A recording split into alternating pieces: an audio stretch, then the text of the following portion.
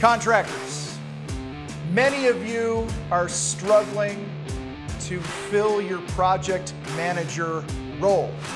That's the first problem. Second problem is those of you that have a project manager, you are not setting them up for success, and in turn, they're not winning and you're not winning because your phone is still ringing with a bunch of problems. Today on Contractor Fight TV, I'm going to talk about 3 things that you must expect from your project manager in order to win this game. Let's do it.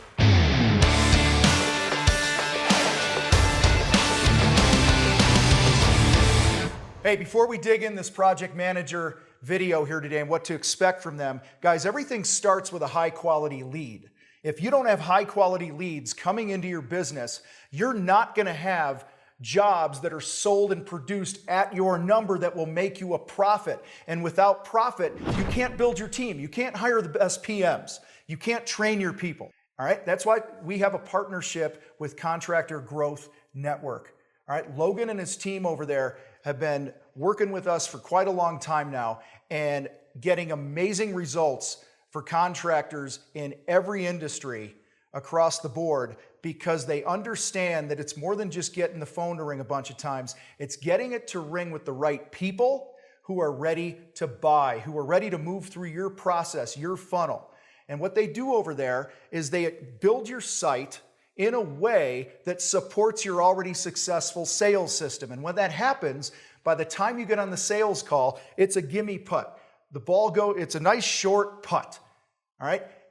Many contractors are fighting an uphill battle, building their teams and all that other stuff that we talk about on this channel because at the starting point, they're not attracting and converting the right people. So I want to invite you guys to check out the description, Contractor Growth Network. Go to thecontractorfight.com/CGN and have a conversation with Logan and his team so that you can tee yourself up for success way down the road in your business.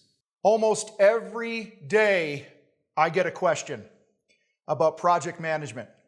I don't know what to expect from my project manager. My project manager, foreman, whatever the hell we want to call him here today, isn't doing his job. And guys, I've done so many trainings here, so many videos about what you need to expect from your foreman. In fact, there's a video on this channel floating around what to expect from your foreman. And foreman, what you should expect from your owner. And I'm going to tell you guys here today that many of the struggles that you're having with your project manager and foreman is self-imposed. It's friendly fire. You are bringing it upon yourself because you're not taking time to identify what a win looks like in this role in your company.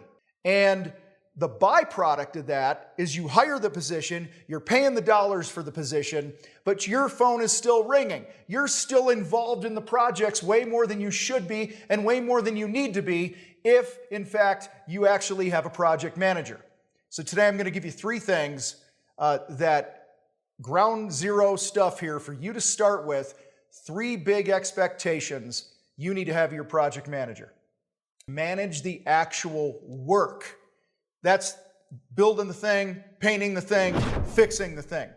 That is 100% something that needs to be in their court. And in order for them to do that effectively, you have to have a clear scope of work. I'm not going to beat that point up. I feel like I do that in every frickin' video we do here, is I tell you guys you got to have a solid, clear scope of work so your people in the field have clear expectations of what the job's supposed to look like. So do what you got to do to get a clear scope of work. But when you hand a project to your project manager, he's taking ownership of the actual work that is going to be done in the space or in the yard.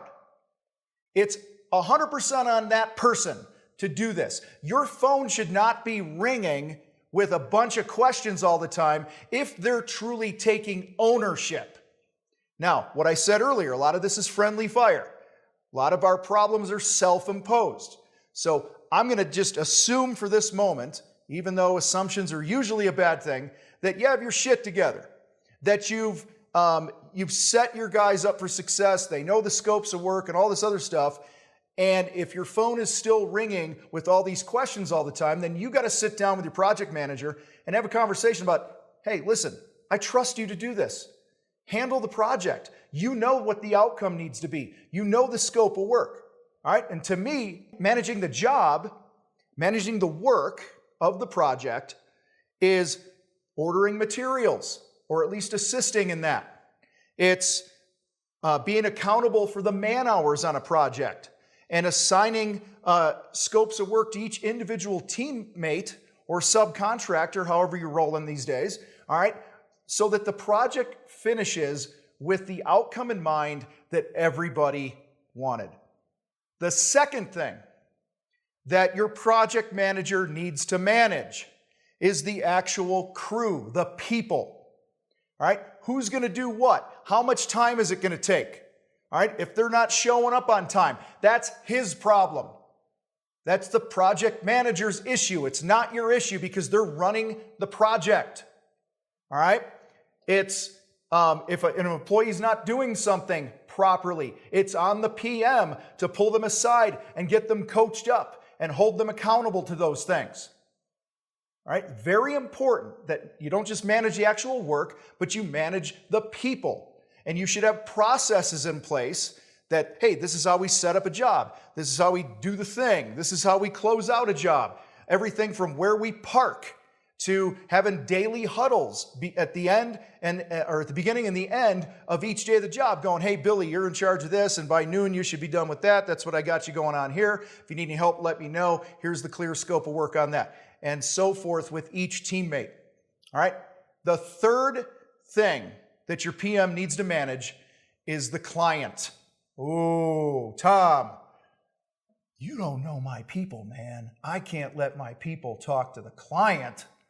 All right, well, listen, if your PM, if your people on the site can't talk to somebody and have a respectful conversation, and I'm talking, even if it's one of your laborer guys or the new guys that's not even running the job, if you're terrified to have these people have a conversation, then you got the wrong people. Or you got to do some coaching and training on how to have conversations with people. What's acceptable, what's not acceptable. For example, I had a guy many, many years ago. We were four, count them, 1, 2, 3, 4. That's 4. I don't know, I got weird counting fingers. All right, I had 4 hours left. We were almost done with this job. It had taken a couple weeks to do the job. I was 4 hours from a final check. Have you ever been there? Man, you can taste it. Payroll's coming up, got bills to pay, mama wants some shoes, want to have a steak dinner now and then. Homeowner who'd been working with a designer who got us the job walks up to one of my guys, says, "What do you think of the color?" My guy looks at the color and says, "I don't know, it's a little too green for me." She called a timeout, freaked out, put the brakes on the job. With 4 hours left, we were almost out of there. Painted the whole damn house. Oh my goodness. Calls the designer, and it took another few days. I think it might have even taken a week for the designer to talk her off the ledge again about the fucking color that she chose, because I didn't train my people that the only acceptable answer when the client says, "Hey, what do you think of this?" The only right answer is, "I think it's beautiful. This is exactly what I would do in my house." So that very next crew leader meeting we had, or company meeting that we had, we trained our guys on how to talk to people, what to say, what not to say, and where to steer clear of certain things. It is your project manager's job, when he gets handed a project, to not just manage the actual work like we talked about, not just manage the crew, but also communicate with the client. Daily updates, issues, things like that. If you really want to know if you are doing your job, training your project manager, and if your project manager is really doing their job with these expectations in mind, the evidence will be right here. Number one, your phone won't ring with problems that could be solved by your PM on the job site. Number two, the client's going to have a great experience. You're going to get great reviews and great referrals. And the third thing is you're going to finish your jobs on time and on budget, and that's how you know if your project manager is winning. I appreciate you guys hanging out with me today on Contractor Fight TV. Take some time to make sure that your project managers are doing these 3 things. When you do that, your profits are going to go up, your phone's going to ring less with a bunch of headaches that you don't have to handle, that somebody else can handle. So now you are freed up to work on the higher level things in your business that are going to drive growth, they're going to drive profit, and build your team. Don't forget to like and subscribe, share this with another contractor. You guys rock. I got to roll.